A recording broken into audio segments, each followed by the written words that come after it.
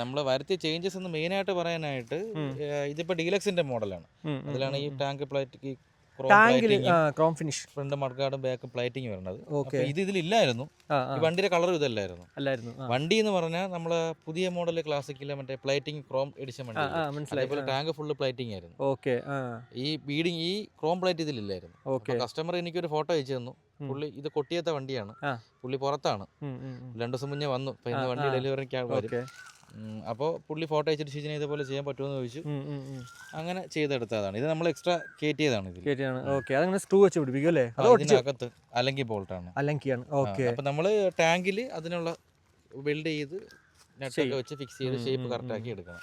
അപ്പോൾ സ്പെയറിന് ഇപ്പോൾ എത്ര രൂപ ആയിട്ടുണ്ട് എല്ലാം കൂടി? ഈ വണ്ടിക്ക് ഓൾമോസ്റ്റ് ഒരു 28,000 രൂപ അടുപ്പിച്ച്. 28,000 സ്പെയറിനായിട്ടുണ്ട്. ഈ എഞ്ചിൻ പണിയിട്ടുണ്ടോ? എഞ്ചിനും പണിതിട്ടുണ്ട്. അപ്പോൾ എന്തായാലും നമ്മൾ ആ ഒരു എക്സോസ്റ്റ് നോട്ട് ഉടനെ തന്നെ കേൾപ്പിച്ചു തരാം കേട്ടോ. അപ്പോൾ ഇതിനകത്ത് ഇപ്പോൾ സ്പെയർ 28,000 മാറിയിട്ടുണ്ട്. പെയിന്റ് നമുക്ക് നോർമലി 14 രൂപ. 14 നമ്മുടെ ലൈൻ വരച്ചത് തിരുമല തന്നെ. എത്ര? 1200. അപ്പോൾ അതായത് ആക്ച്വലി പെയിന്റിങ്ങിന് എല്ലാം കൂടെ പറയുവാണെങ്കിൽ 15-20 ആണ് ടോട്ടൽ അല്ലേ കോസ്റ്റ് ആവുന്നത്.